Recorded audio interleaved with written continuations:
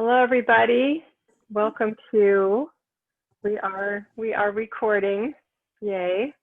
Welcome to Spiritual Power Tools, an exploration of soul evolution, and the Spiritual Power Tools book, which I forgot to grab and have in front of me. So we will have to see the picture on the PowerPoint. I'm glad you all could make it. And I'm going to go ahead and get started because there's a few things to cover with that tonight. So let me share my screen here.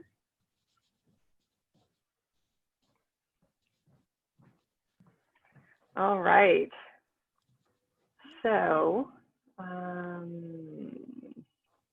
hesitate to do the slideshow because I always end up having to kind of back out of it anyway. So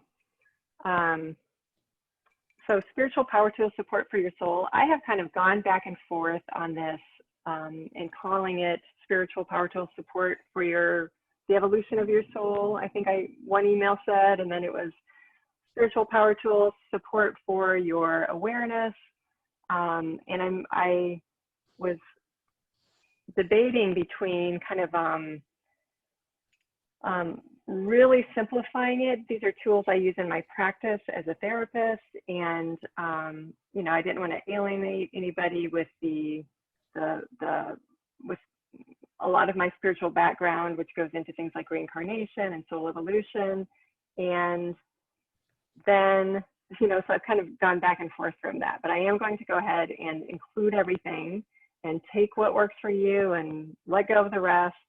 But either way, the tools in this amazing, powerful book will help you no matter what you believe in, no matter where you're at. If you are a, you know, spiritual, not religious person, if you are a religious, I don't know what spiritual means kind of person, if you are atheist, no matter what, these tools will help you move through whatever emotional thing comes up for you in life, and it does for all of us, no matter what. So again, take what works for you and leave the rest.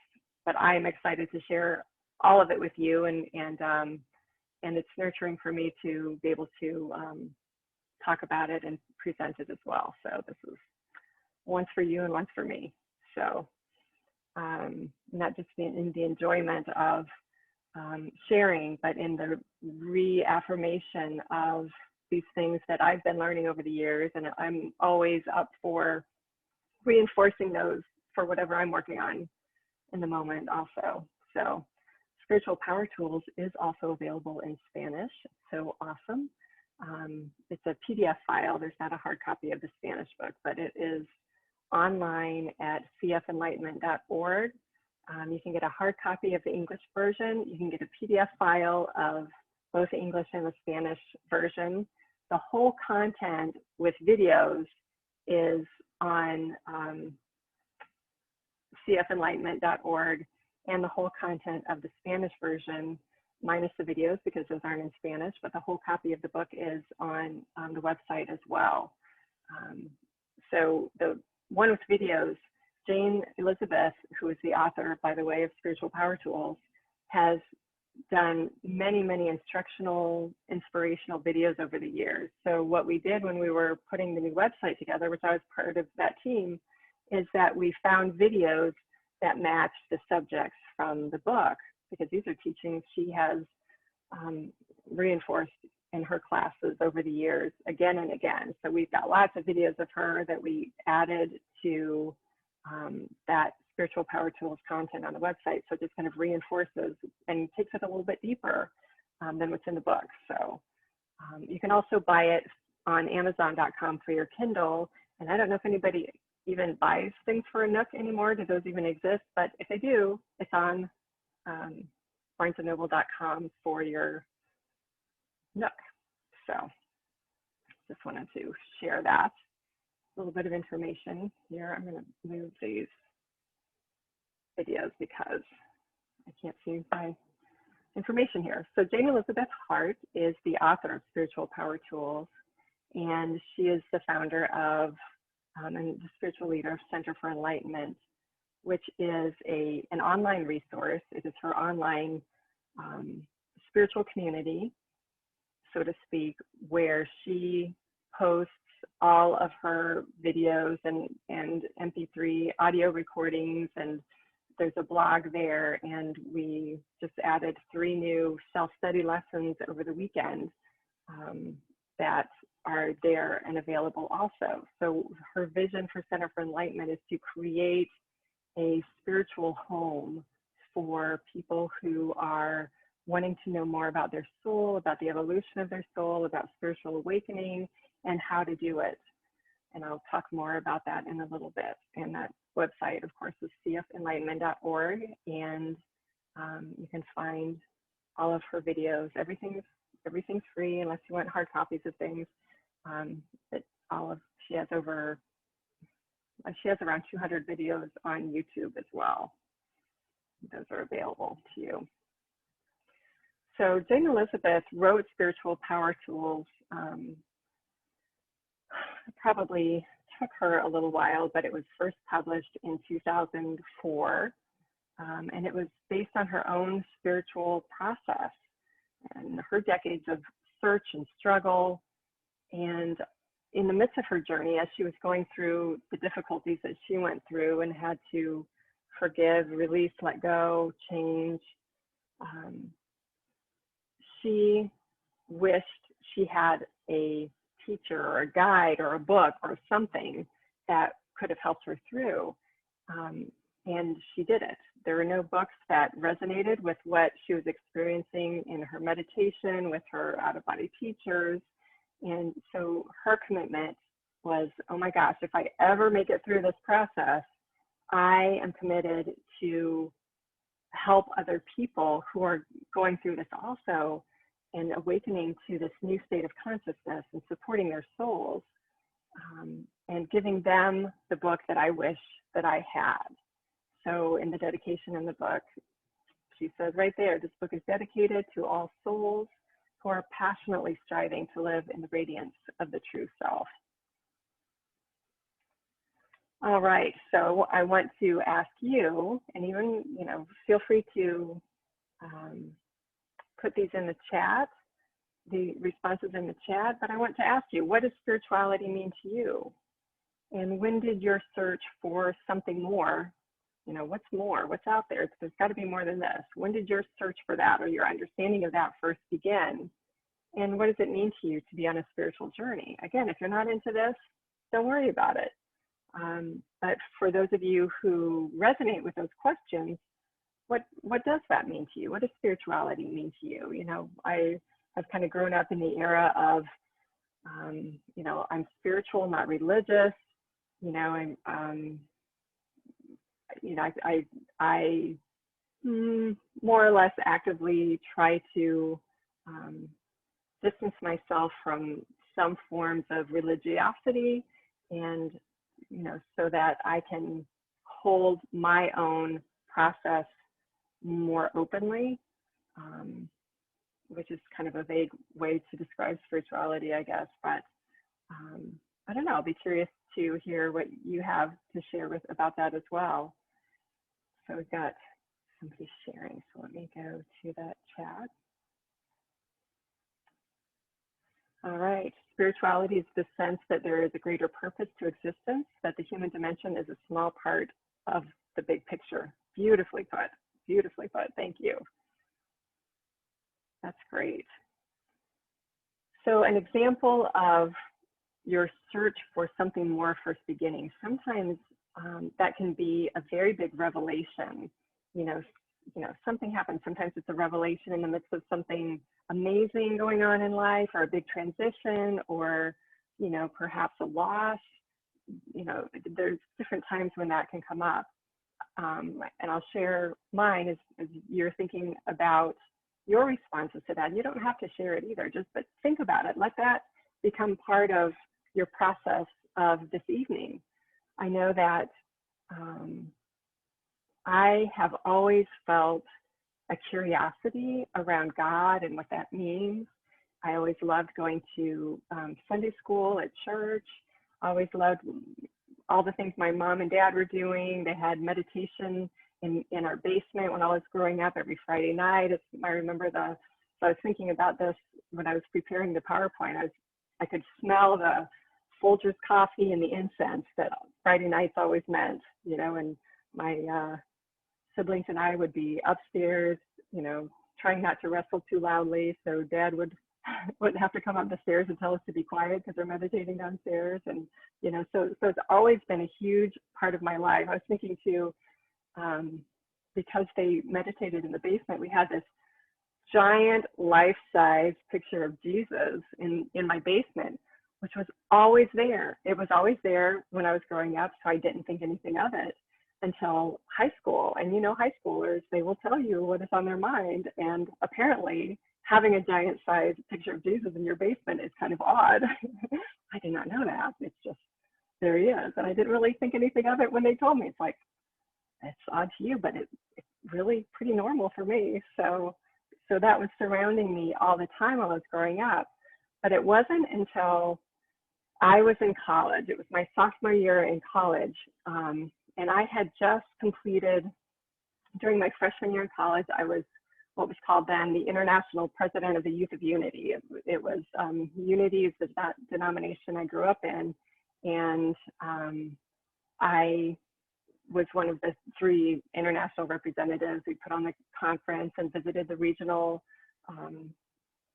Youth of Unity groups throughout the year and other different responsibilities. And I felt really complete. I remember flying home from that last conference when, I had aged out of the youth group, and I was sitting on the plane going, oh my gosh, I feel so complete. And the morbid thought went through my mind. Well, I was looking at the clouds out of the window and thinking, if I died right now, I would be okay, because I don't know, I feel like I did what I was supposed to do.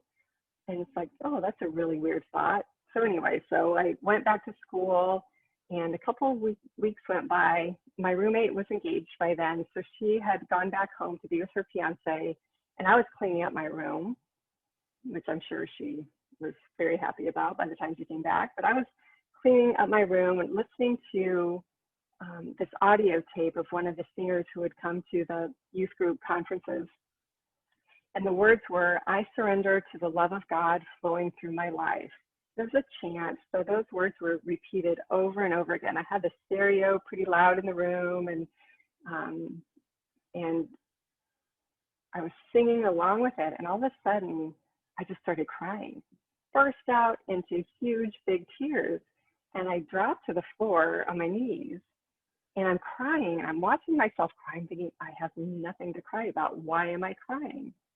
And then I heard this voice that was like, let me turn my head and look behind me to see who's in my room with me, kind of loud voice that said, don't be done with God just because you're done with the Youth of Unity.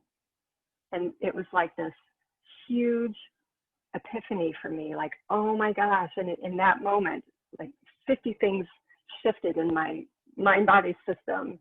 I realized that I thought I was being spiritual. I wasn't owning it. I thought I was being spiritual because it was the expectation. It was the household I grew up in.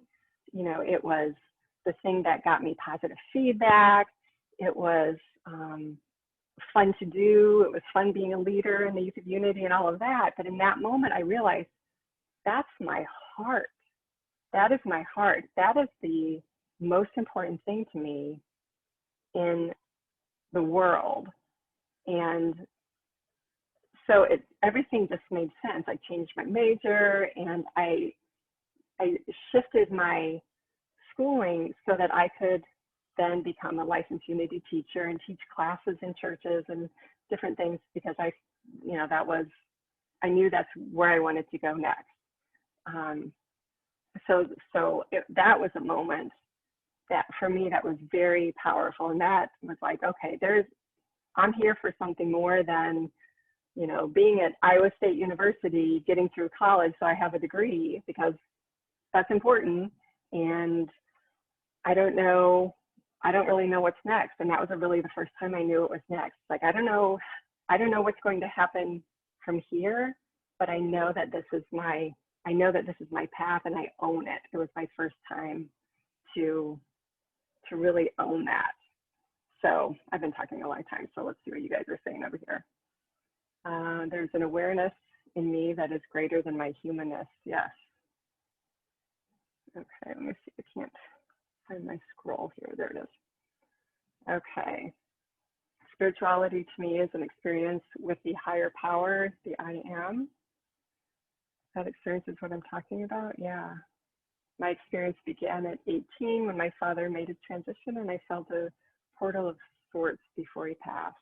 It was the sweetest peace that I've ever felt. After that, I knew there had to be more to life than what I was currently experiencing. Thank you. Thank you for sharing. Yes. Yeah, those are the moments when, you know, something inside of us is pushing on us to say, hey, let's explore this. Let's see what else is happening. You know, and it comes from the inside, and it's an experience that nobody can ever deny you. Nobody can ever say that it never happened or it's not real, because you know, it came from the inside to the outside. It came from your higher self, if you will, to your conscious human awareness, and nobody can be in there to tell you that it's not so. And so, yeah, those are those awakening moments, and we have lots and lots and lots of those. Some of them are big and bold, like a voice is behind your shoulder, and some of them are just tiny understandings that come along the way as well. So thank you, everybody, for sharing. Okay, there we go. So spiritual power tools is based on some assumptions that the reader is aware of. And one of those assumptions that Jane Elizabeth talks about is that you are a soul in evolution. We are souls in evolution. We've evolved over many lifetimes. There's that reincarnation piece. Every lifetime has refined who you are as a human being. You are part of God, creator, infinite consciousness. I tend, just my personal preference, I'm really shying away from the term God, because it's got so many heavy connotations, even for me, for all of us. I think it does. You know, so think of it as creator, your higher power, your infinite consciousness. I love that concept because it feels big enough to almost hold what that means to me, right? Your soul has always been a part of you, carrying all of your many experiences over all of those lifetimes. And my fun little cartoon there. Reincarnation is a thing. Hello, my name is Maria, Henry, Amir, yada, yada, yada. Okay. So in chapter 1, Jane Elizabeth is defining what is the soul, because there can be lots of definitions of that. We want to kind of all be on the same page as we go through this, as we go through exploring the book. And I'm going to be talking about the book and the concepts in the book, and I'm going to be adding a lot of things. I've worked, you know, I've taken Jane Elizabeth's classes for 25 years, and, you know, kind of taught the concepts in my own way through my own classes over the years, but with her material and my understanding and my experiences of her material. So I'm kind of blending everything together as we go. So anyway, so right now we're talking about chapter 1 in Spiritual Power Tools. And so the soul is the individualized portion of God. So sometimes our infinite consciousness is described as the ocean, and we are all drops of the ocean. So a drop of the ocean contains everything that the entire ocean contains. It has all the DNA, it has all the molecules, it has all of the contents in it, but it's just a drop versus the entire ocean. So our soul is that individualized drop of the ocean. It's our true self when we think of that. It's not yet fully conscious of its vast divinity. The drop doesn't know that it's the ocean, but the ocean knows that the drop is the ocean. So we are those drops wanting to be aware of our oceanness. Our soul evolves with us through every reincarnation cycle, and our soul is that part of us that we're seeking to align ourselves with through meditation, through constant listening, through our observer self, which I've talked about, you know, in some of our prior Sunday gatherings. And we are wired to wake up. We are wired to be more aware of that divinity within us. In 2001, Newsweek came out with this cover, and it's all about the brain and God and spiritual experience. And there's been, you know, many, many other studies since then. But I love this cover of how we're wired for spirituality, and we really are. There's parts of the brain that get turned on in meditation and light up, and there's just been so many more studies since then. I'm not going to go into that totally because it's all online, but it's fun stuff, and I like that picture too. So what is evolution? This is a little bit in the book, but it's not so much in the book. So let's talk a little bit more about evolution. So the dictionary definition of evolution is to develop by evolutionary processes from a primitive to a more highly organized form. It means change or development.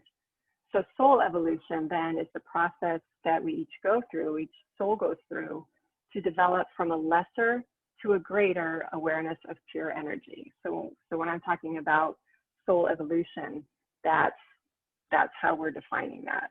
You know, where every lifetime has served to build some quality within us so that eventually we are ready to wake up to our full divinity. All right, feel free to drop questions in there as they come up. All right, so you might be a soul evolutionist if you know there is a more to life than what you experience with your 5 physical senses. You might be a soul evolutionist if you want to understand why things are happening inside and outside of you. I remember this happened a couple of different times, but I was wrestling with my brother one afternoon, or my parents were gone. I was the babysitter, and we got into this wrestling match, and I got so mad at him. He probably was winning or something, but I got so mad at him, and I started just like, I was just enraged. I just started yelling at him and just going after him in kind of this violent way. Maybe he pulled my hair too hard or hurt me or something, and it just triggered something in me, and it scared the bejeebers out of me. And I was horrified that I would turn on my brother. We were having fun one minute. I mean, that's how wrestling goes, right? With kids, one minute everybody's laughing, the next minute everybody's crying. But I was really struck by how angry I was, and like violently for a kid, violently angry. And when my parents got home, I was crying, and I was asking my mom, like, why? What is inside of me that came out like that? That, you know, that's not who I am. What was that? And it was really kind of frightening. You know, I didn't grow up with a belief in devil or evil or, you know, anything like that. So it wasn't like, oh, it was the devil coming through. There's no, that would have been a thought that I rejected. That doesn't make any sense to me, but something came up and I wanted to know why. And I always kind of reflect back on that time, because there was such a drive in me to know why, where did that come from? Why did I do that? What was going on? You know, and it made me reflect even more, like, okay, what else was in there? If that was inside of me, what else is inside of me? What else? And now I don't feel like I can fully trust myself. And what is this going on that I don't know about, that's coming out of me? I should know everything about me. So anyway, so we're soul evolutionists, and we want to understand why things are happening inside of us and on the outside. Why do other people act suddenly, bizarrely, you know, want to say crazy, but not in the clinical sense, just like, oh my gosh, why are you doing that? And who are you? And what did you just do with that other person I was talking to? So you might be a soul evolutionist if you want to feel connected to that universal energy and want to develop that connection even more. You might be a soul evolutionist if you believe that you are responsible for taking part in the process of supporting the awakening of your consciousness. It doesn't just happen.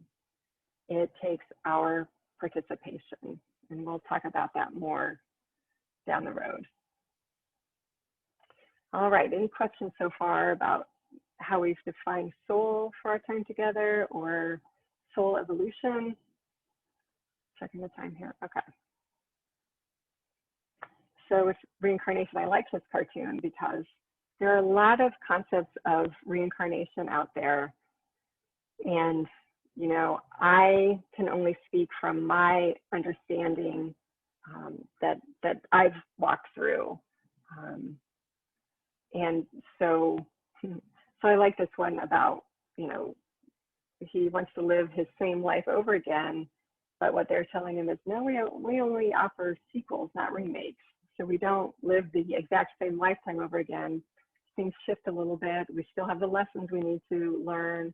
We still have things we got to do, but we go on and express differently in the next lifetime. So, all right. So I'm going to go ahead and move on to evolution of the human mind. And I think this is a really important concept in understanding reincarnation because it shows the process that we grow through and why reincarnation is part of the evolutionary process.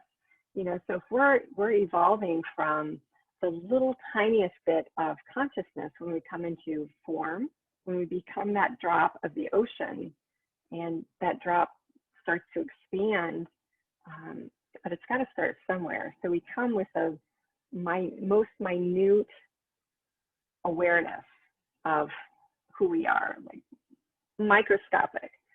And so part of what we're developing as we grow in our awareness is how to be a human.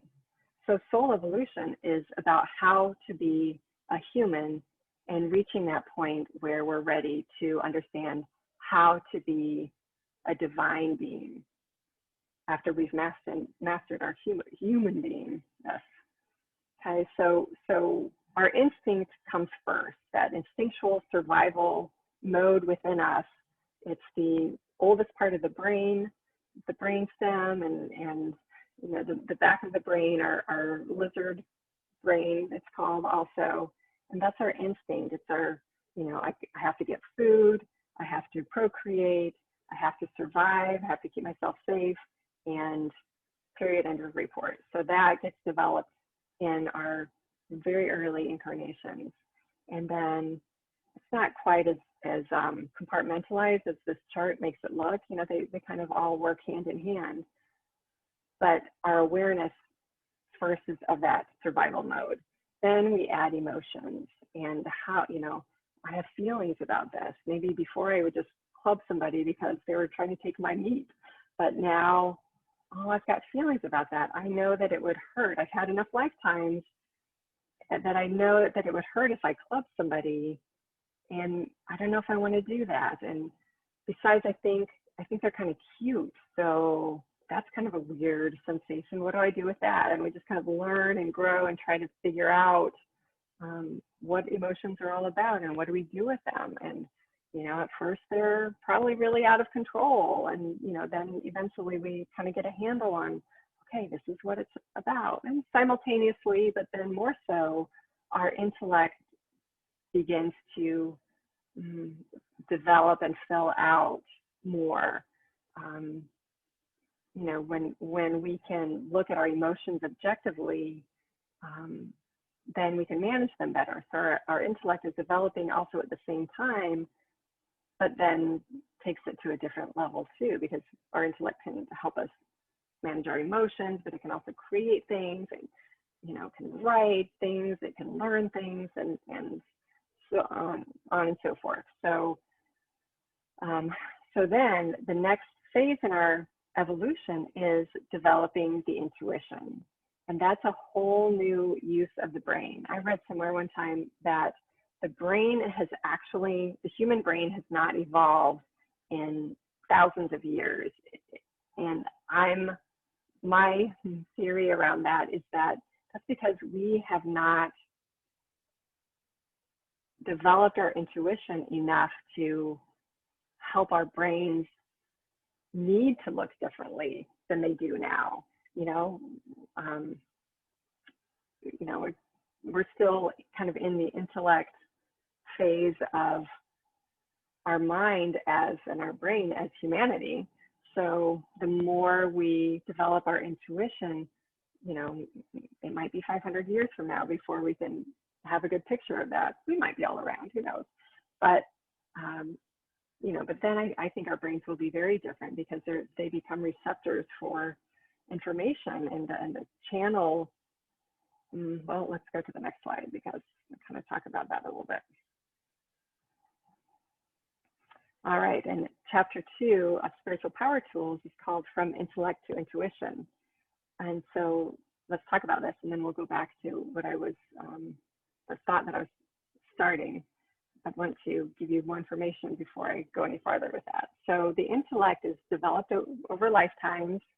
It's in charge of reasoning, analyzing, inside and out, just understanding things and figuring them out. Intelligence is of the personal self. Our intellect is the intelligence of our personal self. The intellect has a limited ability to see the whole picture because it is looking at everything through its own experience. Our intellect is based on our past experience. It's not based on, even if it's projecting into the future, it's projecting based on whatever its understanding is that it developed over time. So intellect is time, what do I want to say? Time blocked. It's experience blocked. If an idea comes to us that has nothing to do with our history, which is rarer than it feels sometimes, due to the storage we carry around, which is we'll talk about more.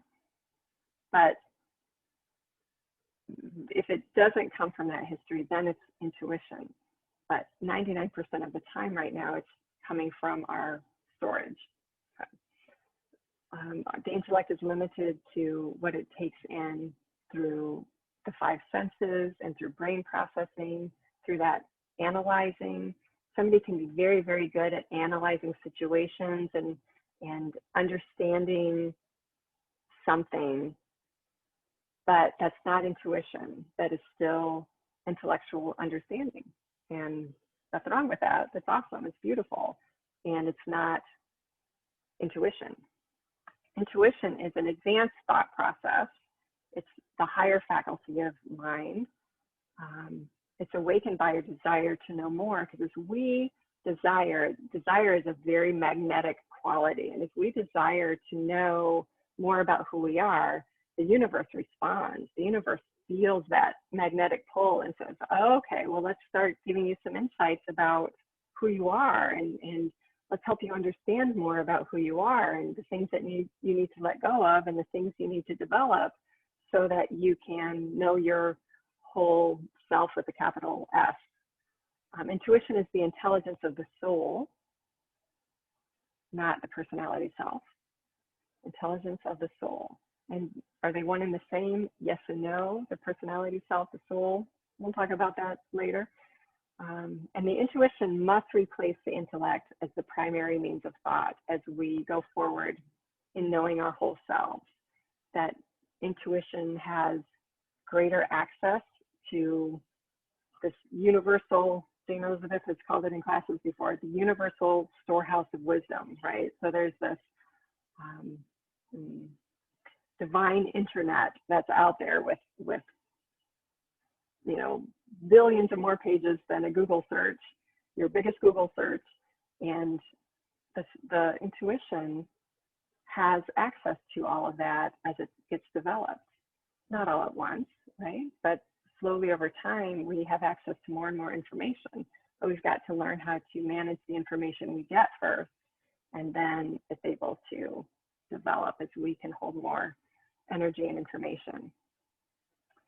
So the intuition is open to metaphysical input, and metaphysical just means simply beyond the senses. So it's not physical, it's beyond the physical. The intuition is open to that higher input. And developing this intuition is our next step in our soul evolution. All right, we've got a question here. What does it look like to have our intuition be in the driver's seat more than the intellect? That's a very good question. You know, our intellect, if you take a week, or, you know, sometimes even after a day, it's tiring, but if you take a week and just listen throughout the day as to what's going on in your head, you will hear your intellect all day long. It's always throwing out thoughts about this, that, or the other thing. Emotions get thrown in there as well. And when we're thinking about a problem, we're kind of, you know, we get all crinkly, our brows furrow. I'll speak for myself. My brow furrows, and you know, I'm trying to figure it out, and I'm using my physical being to solve the problem. I mean, that's kind of a visceral way to describe that. But with intuition, there's a listening, there's a receptivity, a quiet, active receptivity, where it's like, okay, let's see, let me try to think of something I've used that on recently. Man, there's about 50 things. I don't know, you know, like, you know, what grocery store should I order groceries from, you know, and I can think about it. I can go through and say, okay, well, this one has this that I need, and that one has that I need, and that would be solving that problem with my intellect. But if I want to use my intuition, because I don't know, and it's really, once we get the hang of it, it's so much easier. You say, okay, I can listen for the answer instead of trying to figure it out through analyzing the data, right? I can listen. Okay, so my intuition says Publix, so I'm going to place my order at Publix. I don't know why, I don't really care. I just trust that because my intuition is, I trust my intuition because it's connected to a greater vat of information than what I have in my storage. All right.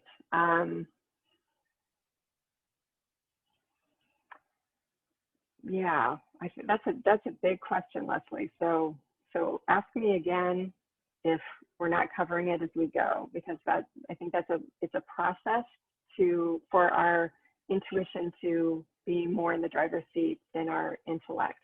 It's difficult. You know, our intellect is also, you know, that chart that I showed a while back was very compartmentalized. Here's the instinct, here's the emotion, here's the intellect, but they are really, when they're in our storage, and next week we're going to talk about the subconscious, which is my favorite thing to talk about, but it's also, you know, the part that is harrowing in our process to sort out what's going on in the subconscious mind, but that will be next week. But that our intellect is so intertwined with our survival mode from the past and our emotions from the past that come up and cloud our decision making. So, you know, so that little question, gosh, which grocery store should I order groceries from through Instacart, can be, there's a potential for it to be covered in fear. Like, oh my gosh, what if I make the wrong decision? What if I don't get the thing that I need? And what if? And, you know, whatever. I mean, that's just kind of a silly little example, but, you know, but our intellect is it's clouded. Our intellect is clouded by that history. So there's a lot of good in that history that our intellect can bring, and our intelligence can figure things out based on our experience. Like, I figured out not to stick my hand in a fire because there's probably been a lifetime or two where I've done that and it hasn't felt so good. So that's my intellectual understanding of that. But intuition is pure.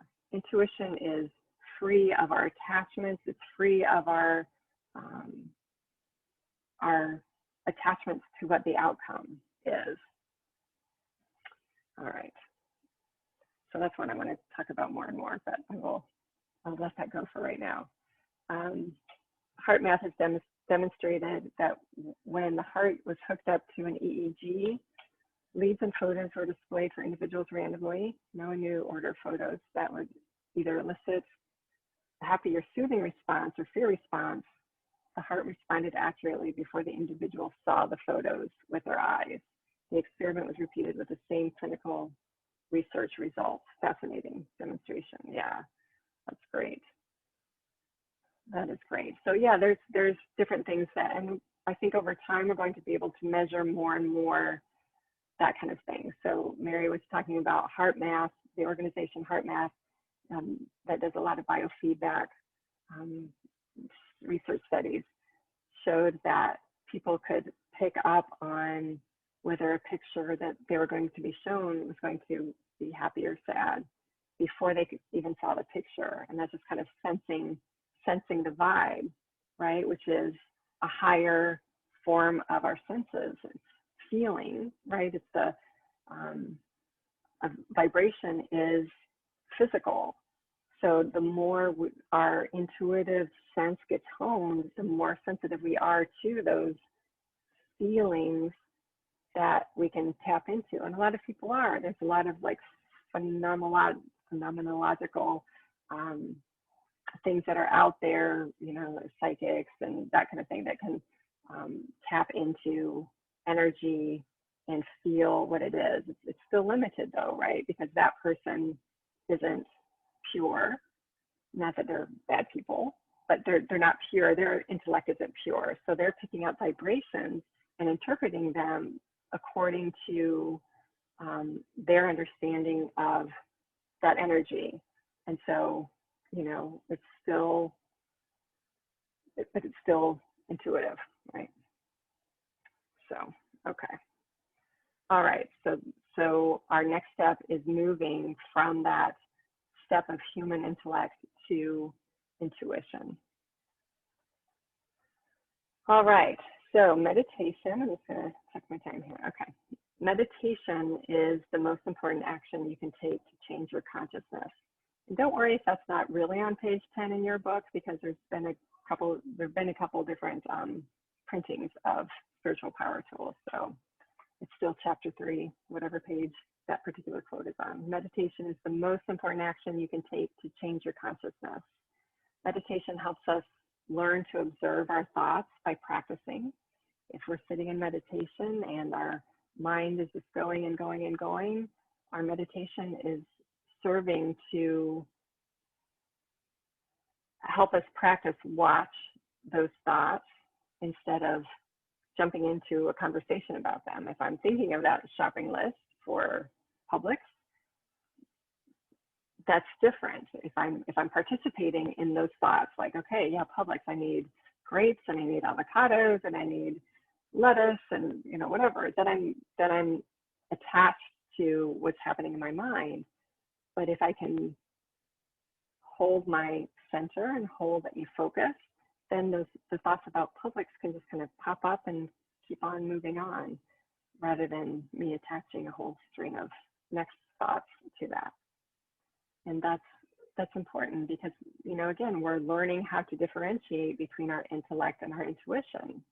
And if we jump into every thought that comes into our brains, then we're limited to our intellect. But if we can just let those thoughts go by and listen for our intuition, which feels differently in the mind-body system than our intellect. And so this is about discerning between those intellectual thoughts and that real intuition. Meditation helps us practice to still the mind. So there's a time when we're just watching those thoughts go by, and there's time when we can stop those thoughts before they continue. And in many of her videos, June Elizabeth talks about pretending like you're pushing on a old cassette player. You know, you're pushing the stop button and you're stopping the thought before. So I wonder what I'm going to buy at Publix becomes, I wonder what, you know, and maybe there's a sense that that thought was about Publix, but we stop it so we can practice. And it's hard. And some days are better than others. And it's very hard. And sometimes we need our thoughts to be going through our head because we're learning something about ourselves, and we get triggered by something, and we need to go, okay, we need to understand that, okay, my brother just, you know, wrestling with my brother just triggered me, and I don't know what I'm feeling. So let me just watch on the inside and, you know, and observe what's happening. Those are the times when it's okay for thoughts to go through but I'm still observing them. I'm not getting entrapped in them. Like, oh my gosh, I shouldn't have done that. I yelled at him and that was so bad. I'm such a bad sister and it's so awful and whatever. That's jumping in and getting entrapped by the thinking and the trigger and the emotions versus going, okay, this was really weird. That was bizarre. Let me just watch this. What do I need to know about this? Where did this come from? That's observing. And then there's a time when we're not triggered by anything, and those more peaceful emotional moments are when it's great to practice turning off the thoughts, because that tunes us in more to, and that receptivity of that we need to listen to our intuition and receive the information that's trying to get through to us. You know, our soul is the arbiter of that information. So we want to be paying attention. It's talking to us all the time.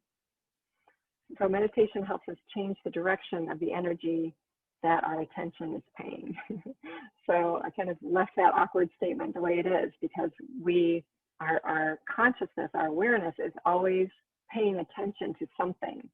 And so meditation, by being able to observe our thoughts, being able to stop our thoughts and still our thoughts, gives us the power and the mind muscle, if you will, to change the direction that we're paying attention to. If we feel like, oh my gosh, I'm such a bad person because I did that I yelled at my brother and I scared him, I scared myself, I scared us all. Oh my gosh, I feel so bad about that. I feel so bad about that. Well, it's one thing to feel bad about it and learn from it. But, you know, if I'm still, you know, something years old, apologizing to my brother, which I have recently. He has no idea why I'm apologizing to him, but it's like, I'm really sorry. I'm so sorry. You know, then it's too much. So then I need to take in those cases, I need to take my energy and my attention that I'm paying to my guilt from something that I did when I was like, what, 15, 14? And I'm saying, okay, now I learned what I needed to learn from that. He's not scarred, and I can keep moving forward. You know, I just need to get the lesson that I got from that, which was that empowered my mind to demand to know what was going on the inside of me, which makes me a great therapist. Well, I think so anyway. Makes me a great therapist because I'm listening for that in other people, because I know how to do that for myself to a certain extent. Anyway, I have support too, but you know, but we always have to ask why, what's going on, so that we can go, okay, here's a habit that maybe I've spent 5 lifetimes reinforcing. So I don't want to do that anymore. So I'm going to pull that back and be here now. And that energy is still there, but I'm changing it. I'm changing the energy. The energy is still there, but I'm changing it so that it's not going to that old behavior. It's going to something new. Meditation is the way we develop this skill. Meditation is the way that we exercise and build that intuitive muscle. All right, we had a question, so I will go over here, a comment. Oops, One less button. There we go. Oh, thank you. Okay, so meditation station. So this is our action step for this week. If you don't already have it, and I know many of you do, but if you don't already have it, pick one place, one daily time for meditation. Make it sacred. This is my meditation chair that I'm sitting in. It's very comfortable. I've got blankets over my lap. I've got water next to me. I've got my headphones so I can put my music on when I wake up in the morning and just get into my flow. I've got a basket next to me at my feet too, where I put my my journal so I can pull it out to write when things come up. You know, either intuitive insights or understandings or questions, things that I need to release. It's, you know, just processing journal. And keep your commitment even if it doesn't feel like anything is happening. Just sit there. And I always say start with 5 minutes every day, because 5 minutes,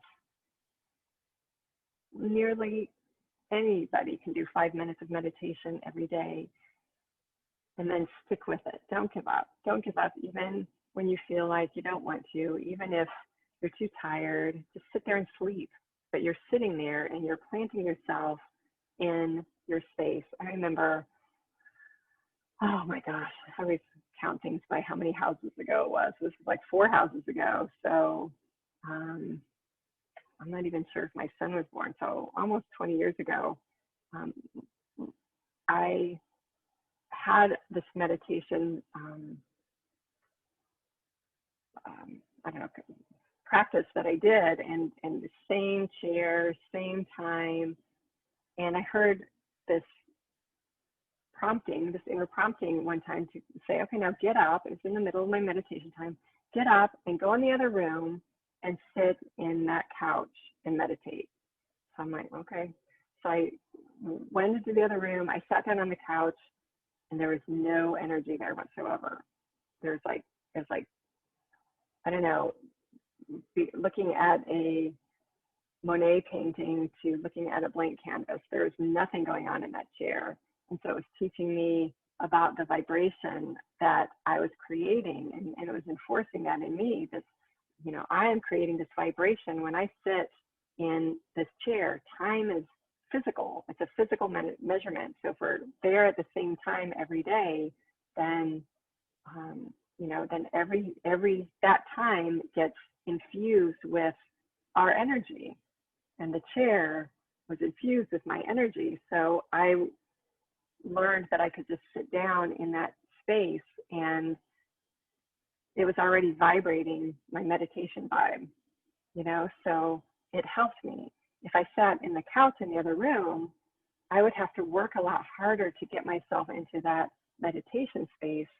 And why would I do that when it's like I've got, you know, two steps ahead in the other room where I sit down and it's already humming with my uplifted vibration from the other times that I've meditated. So, and there's always ups and downs in meditation. Oh my gosh, over the years I've heard so much that, you know, oh, meditation, I wasn't good at it.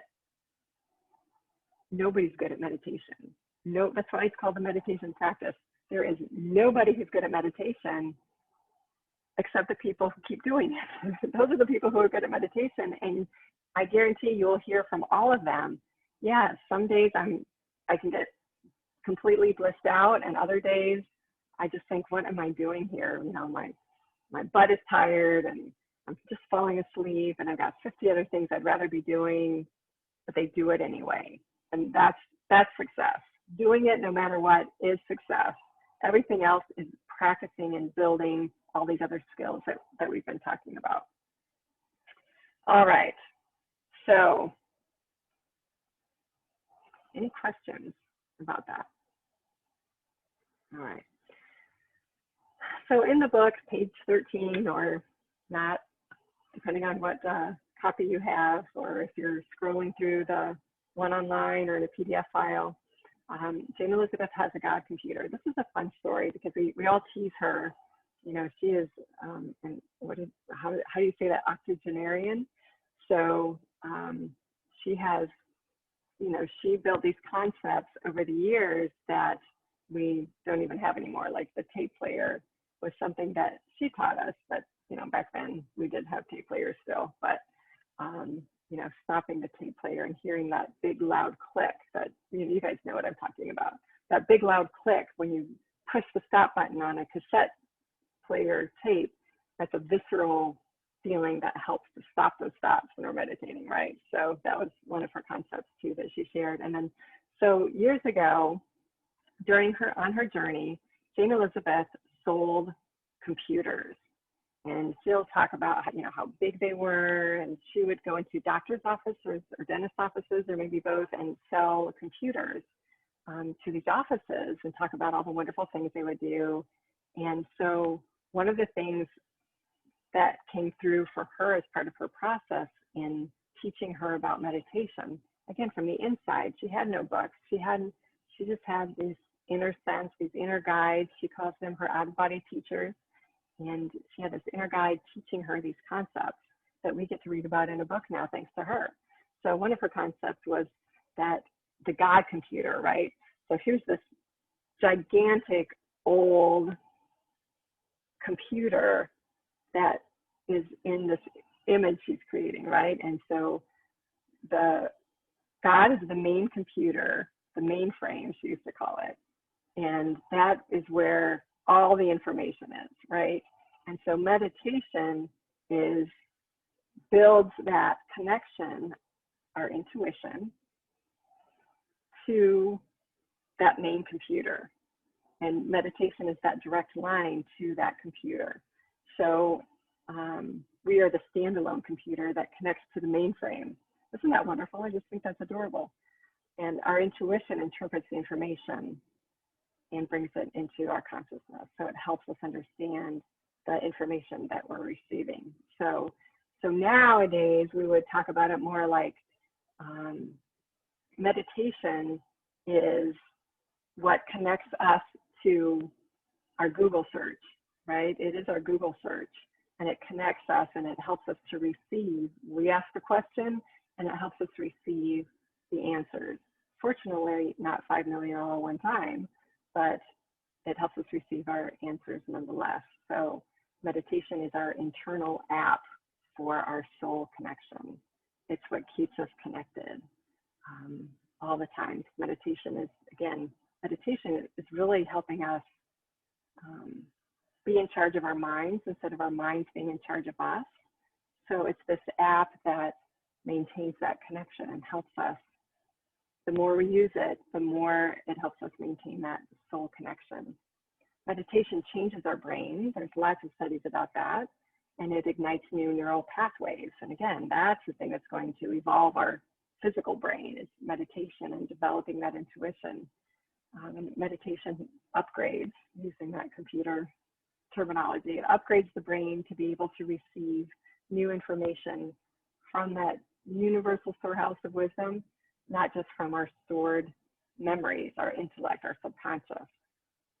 So I just think that's a wonderful image. She said that she uses that image, you see that image all the time when she would sit and meditate. She'd be like, okay, so this is me on my standalone computer at my desk in the other room, and there's a big giant computer somewhere in the sky, somewhere in the universe, and I'm the main computer and I'm connecting with it.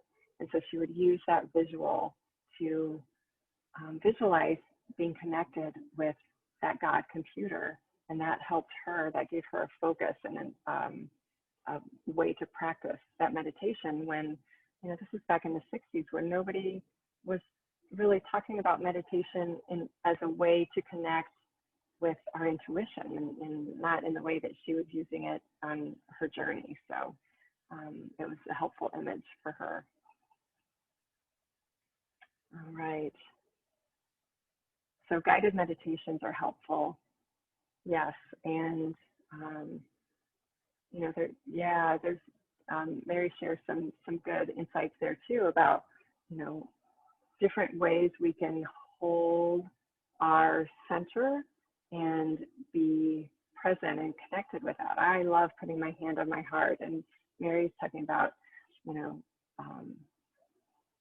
placing both of her hands over her diaphragm and feeling her breath coming in and out and the tactile sensation. So in your meditation time, it's really important to find what supports you.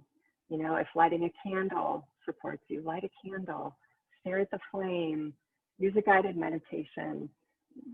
I love putting my hand on my heart. It helps me feel that, or the diaphragm. There's a lot of connections, you know, the forehead and the back of the head and heart and solar plexus area, and different tactile things that we can use to help hold that visual or that sensation of that connection. And again, it doesn't matter if you feel it or not. It matters that you do it. It matters that you practice. That's all that matters. So yeah, so thank you for sharing that about your process too. That's wonderful. All right. So there's a section on, I think it's actually a whole chapter on sensations you may experience when you meditate. And she included this because when Jane Elizabeth was going through her journey, not that she's finished with it, she's just finished with the part that we're working on, right? So, so she would have all these experiences and not know where they were coming from.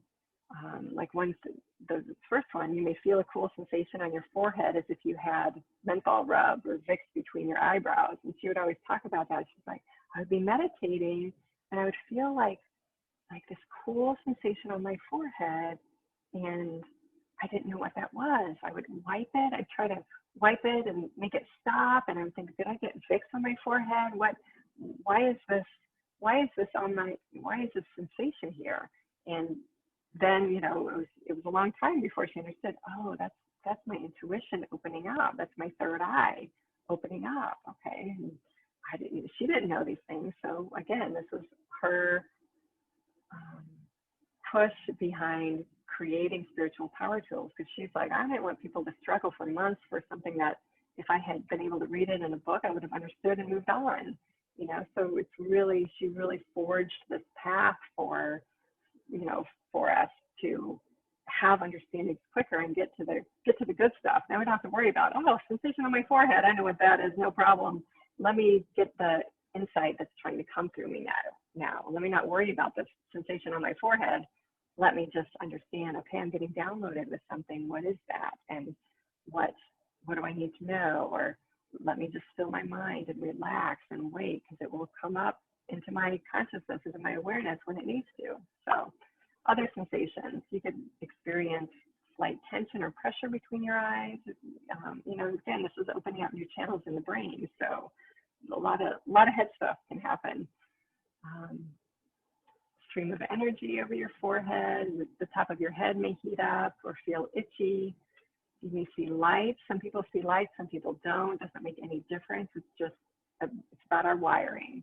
You know, it doesn't make anybody more special if they're seeing lights than somebody else who's not seeing lights. It's just how you know, we will just have the experiences we need to help us be aware of that, help us wake up to that. You may feel a bright light on your face, which is brighter than the actual room. You may feel sense light in your eyes, like, oh my gosh, somebody just turned a light on in my room because I can see it through my eyelids. And then you open your eyelids and nobody turned a light on. It's that light that's coming in. You know, again, we are electricity, right? We are energy. So if we're expanding through meditation, if we're expanding our capacity to hold more energy, that's more light. So being able to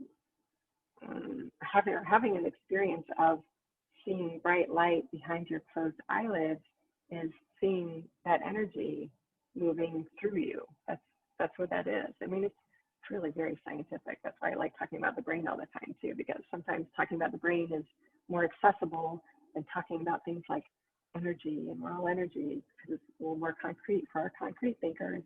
But it's still it's the science of an amazing infinite intelligence that knows what it's doing, whether we think it does or not. Some days it really does, and it's all connected. So another sensation you might feel is like you're expanded beyond your body, or above your body, or outside of your body. And something that can happen too when we're getting rewired, or some new information is coming down and shifting us a little bit, we may feel like we're not able to think in a normal way, and your brain can feel blank. I remember I was trying to get decorations for something. I just moved into a new place, and I was going into the store. It's like, oh, I've got to get this and this and this and this. And I walked into the store and I looked around. Even though I had my list in my hand, I had no idea what I needed. It's like whatever is in the store is not resonating with my list. And I don't know why, and I don't know when I'm going to get my list done, but it's not today, because there's nothing, like I can't even think in the store. Like I can't, it was very strange, but I knew that it's like, okay, because I'm being prepared to move into this new place, which is a new state of mind, a new consciousness. So it wasn't time for me to go shopping then. So I left, empty-handed, which is just fine, because it wasn't an empty experience at all. And then it says, as this section continues, later you could be aware that information has been downloaded, and you have instantaneous and complete understanding of the information as needed as time goes on. So, okay, check this out. Check out our chat. Okay, so Mary has to run out. Okay, so now that it's after our usual hour, I say usual, but we just started the series, so I guess I can do whatever I want to right now, right? I'm setting the precedent. But let's meditate. Let's just take a few minutes to meditate together. I'm going to pull your beautiful faces up here. All right. And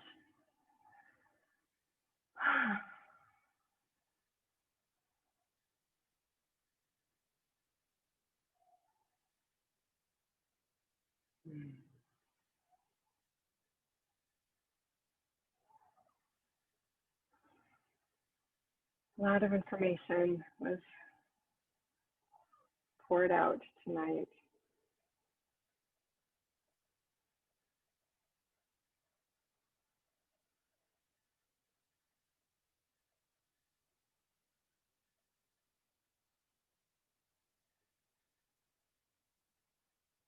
So just let it all settle down, let it filter down from the top of your head all the way down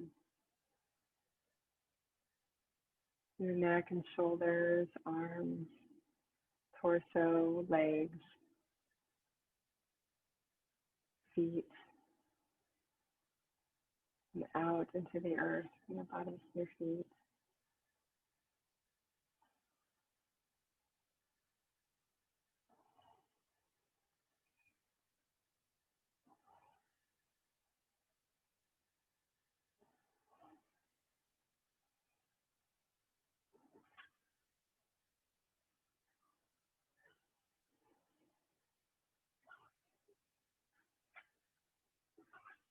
And feel your breath moving in and out.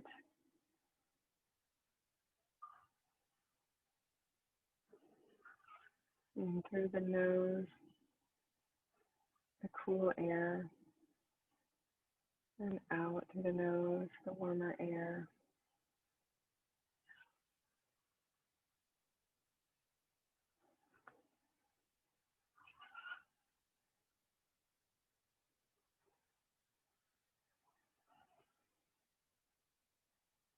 Let everything settle.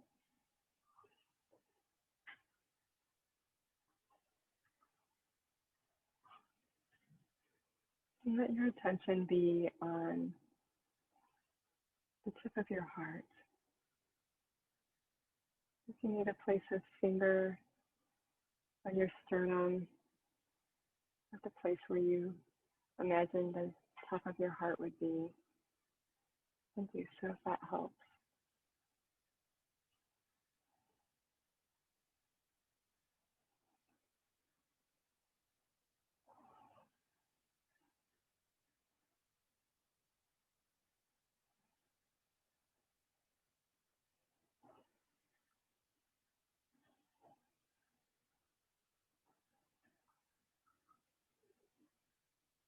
Continue that slow, relaxed breath. And just for a few minutes, we're going to just watch the thoughts. Practice watching while still maintaining your attention at the place on your heart.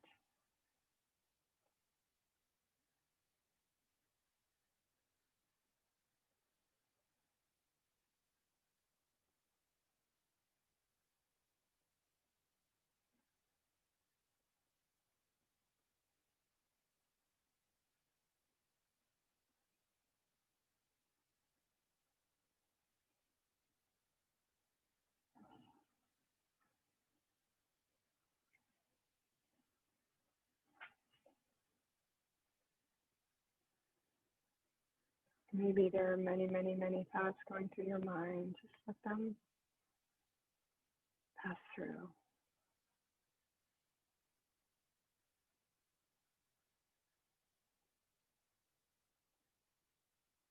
Maybe your mind is very quiet. And just focus on your breath.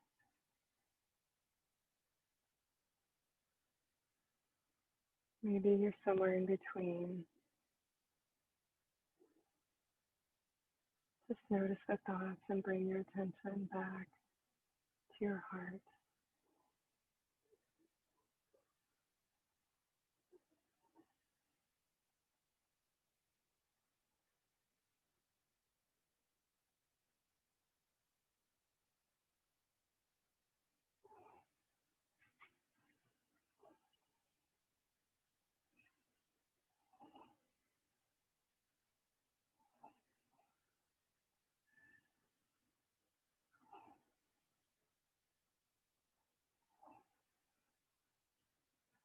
And just practice this for a few minutes.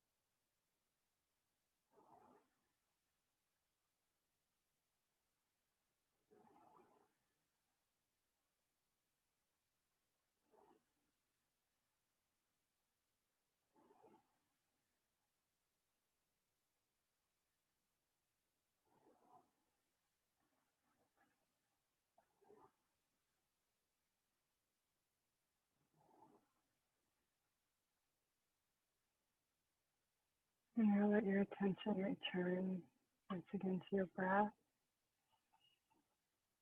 Feeling it coming in, cool air, lungs, your chest. Breathing out the warm air.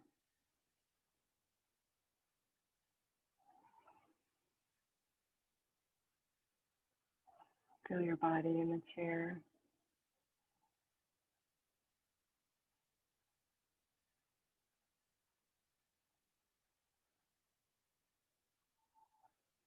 Your feet on the floor, or wherever they are. Yeah. Have them up somewhere. Just feel your feet.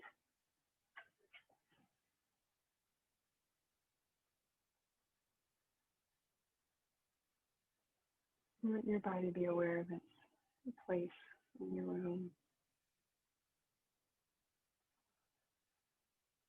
And when you're ready, take a deep breath to let your mind body know that you're switching gears, moving out of meditation.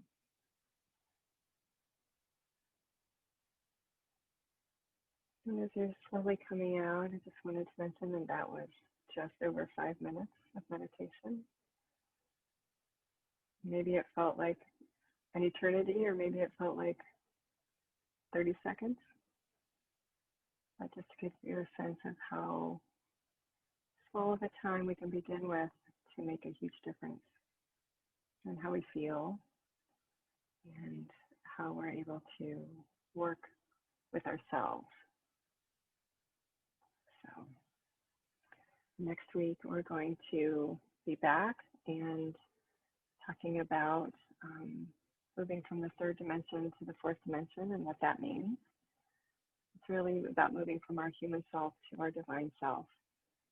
And we'll be taking a closer look at the conscious mind, the subconscious, and maybe a new concept for some of you, the superconscious mind. Anyway, it's going to be lots of fun. And I hope it's recorded.